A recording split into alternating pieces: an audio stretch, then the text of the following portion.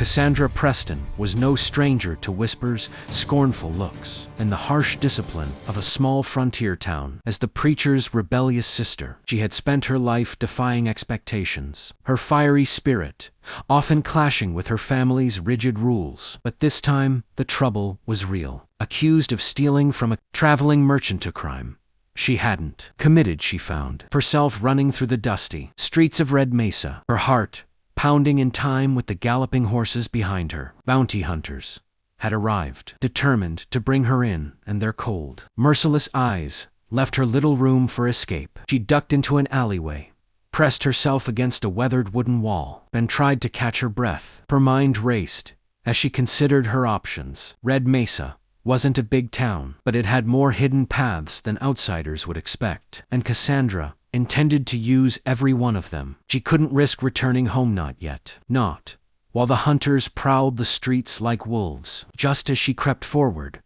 a shadow detached itself from the side of the alley. "Cassandra," Preston said, a deep voice, calm yet firm. Her pulse jumped. Drake Callahan, a lawman passing through Red Mesa, known for his reputation as a sharpshooter and someone who kept trouble at bay. She had heard his name in whispers at the saloon, spoken with a mixture of respect and fear. "What do you want?" she demanded, her hand instinctively tightening around a small knife she carried. "You're in danger," Drake said, scanning the alley before letting his gaze return to her. "And I'm here to help." Cassandra's instinct screamed caution. Few men stepped into trouble without expecting a reward or trouble of their own. Yet something in Drake's steady defies, the way he measured risk and consequence with quiet certainty, made her hesitate. "Why would a lawman help someone like me?" she asked, her voice trembling between fear and defiance. "Because it's right," he said simply. Then, after a pause that made her chest tighten, he added, "and because I know trouble when I see it. You don't belong in chains or behind bars for something you didn't do." Drake led her to his cabin on the outskirts of town, a small, sturdy building surrounded by scrubland and whispering wind. Inside, he barricaded the doors and windows, all the while watching her closely. Cassandra tried to appear unconcerned, but her heart raced with a mixture of fear, gratitude, and something she couldn't name. An electric pull toward this man who had become her unlikely protector. The fire crackled in the hearth, casting warm shadows that flickered across the rough wooden walls. Cassandra sat across from Drake, studying him in silence. He was rugged, serious, and unwavering, yet there was a gentleness in his eyes that drew her in. "You could turn me in, you know," she said finally, trying to sound nonchalant. Drake shook his head. "And let them catch you. Not a chance. You may be a troublemaker, Cassandra, but you're not a criminal." She felt a flicker of hope she hadn't experienced in days. And as the night grew deeper, with the wind howling outside and danger lurking beyond the trees, Cassandra realized something profound. Survival was more than escaping the bounty hunters. It was trusting someone enough to let them stand by your side, even when the world threatened to tear you apart. For the first time in her life, Cassandra felt a spark of safety, and a spark she couldn't quite name burning between her and Drake. The morning sun painted the prairie gold, and with it came the realization that hiding indoors was only a temporary reprieve. Drake led Cassandra along a narrow path that wound through tall grass and scrub, the land stretching endlessly under the wide open sky. He taught her how to move quietly, how to read the subtle signs of approaching danger, and how to ride a horse without leaving tracks. Cassandra, ever defiant and spirited, absorbed every lesson with surprising speed, her eyes bright with a mixture of fear, curiosity, and admiration for the man guiding her. "You move well for someone used to hiding in pews and sermons," Drake said, a rare hint of humor in his voice. Cassandra laughed softly, the sound carrying across the open prairie. "Well, I've had practice running from men who think they know better than me," she replied. Her hand brushed against the hilt of the knife she carried, a nervous habit that Drake noticed but didn't comment on. As they rode, Cassandra told Drake about her dreams beyond Red Mesa, cities she had only glimpsed in letters and books, a life that stretched farther than the narrow horizon of her childhood. "I want to live without fear," she admitted, her voice tinged with longing, "without someone telling me what to do at every turn." Drake listened, captivated not just by her words, but by the fire in her eyes. "Freedom has a price," he said softly. "And sometimes the frontier demands more than we're ready to give." The distant cry of hawks and the whisper of the wind could not mask the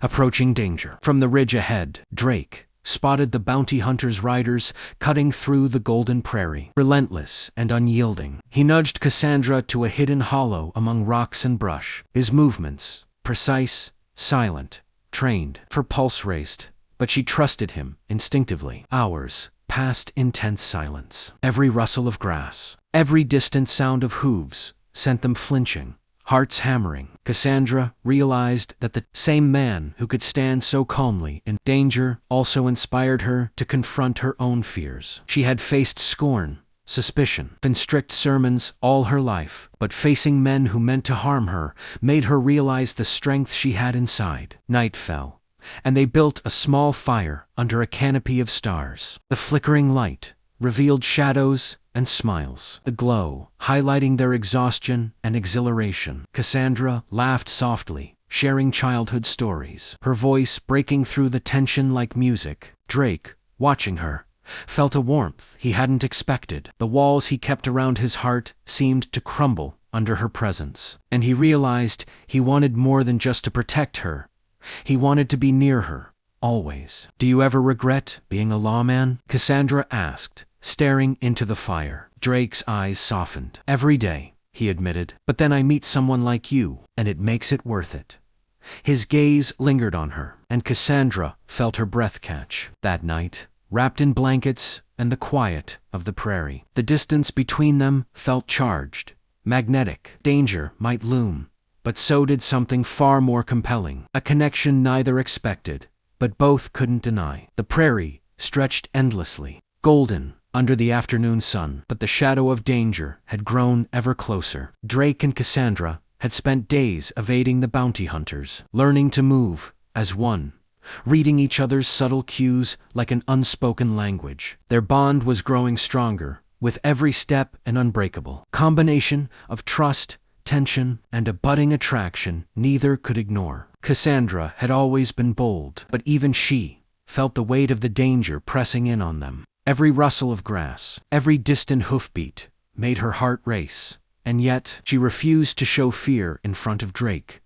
He admired her courage, but he also sensed her vulnerability, the parts she kept hidden from the world. He wanted to protect her, not just from the hunters, but from the sharp edges of life that had cut her so deeply. Rain began to fall, light at first, then heavier, soaking their clothes and hair as they made camp beneath a grove of trees. Cassandra shivered, and without a word, Drake reached for a blanket, wrapping it around her shoulders. Their fingers brushed, lingering just long enough to send an electric thrill through both of them. "You're stronger than anyone I've ever met," Drake said quietly, his voice low and steady as the rain drummed against the leaves. Cassandra looked at him, a mixture of surprise and something deeper in her eyes. "And you're braver than you let on," she whispered, her voice trembling slightly. The storm around them mirrored the storm inside the danger, the fear, the undeniable pull between them. Hours passed as they huddled near the fire, talking in hushed tones about their lives, their regrets,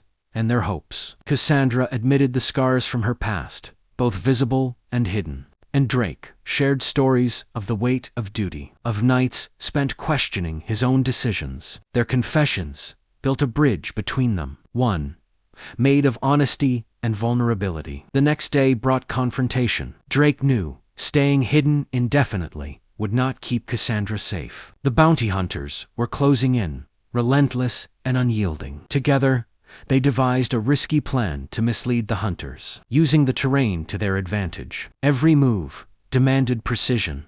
Every decision carried consequence. During the escape, a rider broke from the main group, gun drawn. Drake reacted instinctively, shoving Cassandra to safety as a shot rang out. Her heart leaped, pounding with fear and something else, a sudden realization of how much she relied on him, how much she cared. Their eyes met as the echo of gunfire faded. No words were necessary. The bond that had grown quietly over days of peril now blazed openly. Cassandra felt a warmth she had never known, a mix of admiration, gratitude, and desire. Drake felt it too, pulled toward her, fierce and undeniable. By nightfall, safe for the moment, they sat together in silence, the firelight flickering across their faces. Both understood the truth.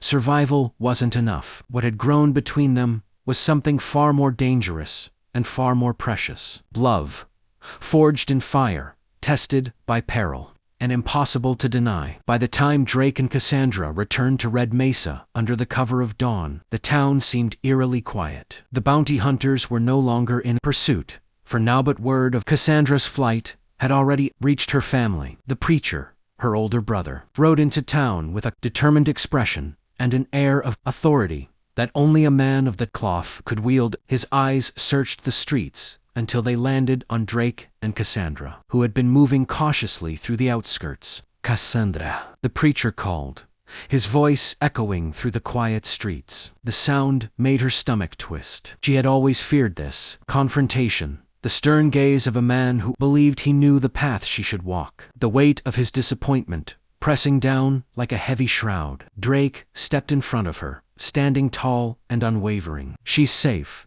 he said firmly, "and she's done nothing wrong." Her brother's eyes narrowed. "You harbor a runaway," he demanded, tone sharp with disbelief. "Do you realize the scandal this could bring to our family?" "I realize she's innocent," Drake countered evenly, "and I'm not about to let bounty hunters or anyone else hurt her. You can call it scandal if you like, but protecting someone from false accusations isn't a crime." Cassandra's chest swelled with relief. For the first time, someone outside her family, not counting Drake, stood firmly on her side. She felt a strange mix of pride and guilt, knowing that this confrontation would not end easily. The preacher studied Drake carefully, his judgment tempered with concern. "I don't know if I can trust you," he said finally, "but I see now that she's not alone in her choices." As her brother left to consider his next move, Cassandra and Drake found themselves alone under the fading light of late afternoon. The prairie wind whispered through the town's streets, carrying with it both relief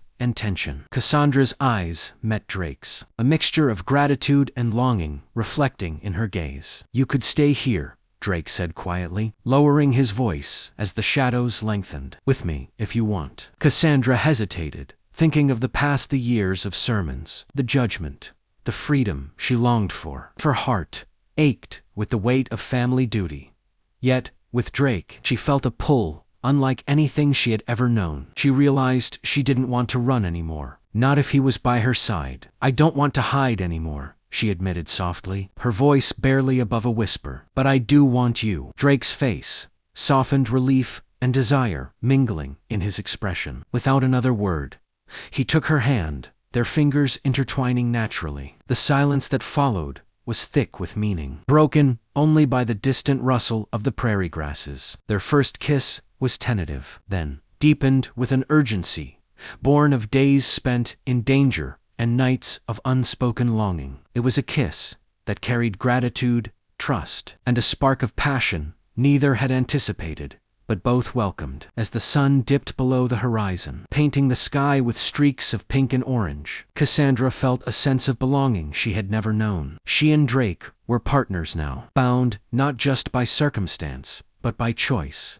trust, and a growing love that promised to withstand whatever dangers the frontier might bring. Dawn broke over Red Mesa with a soft golden light, but the calm was deceptive. Drake and Cassandra knew that the bounty hunters, though temporarily thwarted, could return at any moment. They had to act quickly, using the knowledge of the surrounding terrain. Drake led Cassandra through narrow canyons and hidden ridges, setting traps and using clever misdirection to outwit their pursuers. Cassandra's heart pounded, but her confidence in Drake and in herself had grown immensely over the past days. She moved with purpose, matching his calculated steps, feeling the rhythm of danger and survival entwined. The bounty hunters appeared on the horizon, riders, eager and relentless, their eyes fixed on capturing her. Drake and Cassandra split strategically, luring the hunters into a narrow pass where their numbers counted for nothing. Rocks and sudden drops slowed the attackers,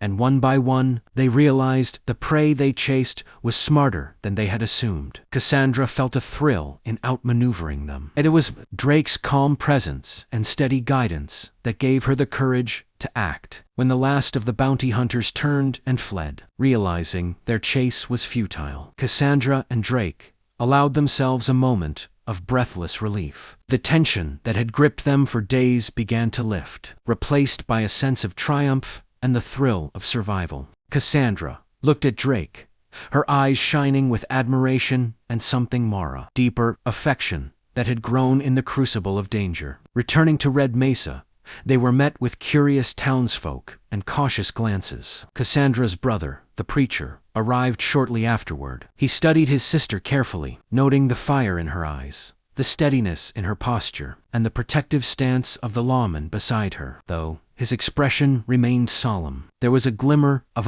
recognition that Cassandra had grown stronger, braver, and that Drake's intentions had been honorable throughout. "Cassandra," he said quietly, "you faced more than most. I see now that my judgment cannot dictate your life entirely." Cassandra's relief was palpable. She knew that while full acceptance would take time, the first steps had been made. As evening descended, painting the prairie with hues of amber and purple, Drake and Cassandra walked hand in hand, the weight of fear finally lifting. They spoke little, their fingers intertwined, the silence between them more intimate than words. Cassandra felt a sense of belonging she had never known, a partnership forged in fire, danger, and trust. Under the vast, star-strewn sky, Drake turned to her. "We've survived the hunters, the wilderness, and even judgment. I think we can survive anything together." Cassandra smiled, her heart full. "Yes, together," she whispered. Their lips met in a tender, lingering kiss, sealing a bond that had been tested by peril and strengthened by love. The frontier stretched endlessly before them, wild and unpredictable, but for the first time, they felt unstoppable, bound not by fear, but by choice, trust, and the promise of a shared future. Don't forget to like, comment, and subscribe for more Western stories.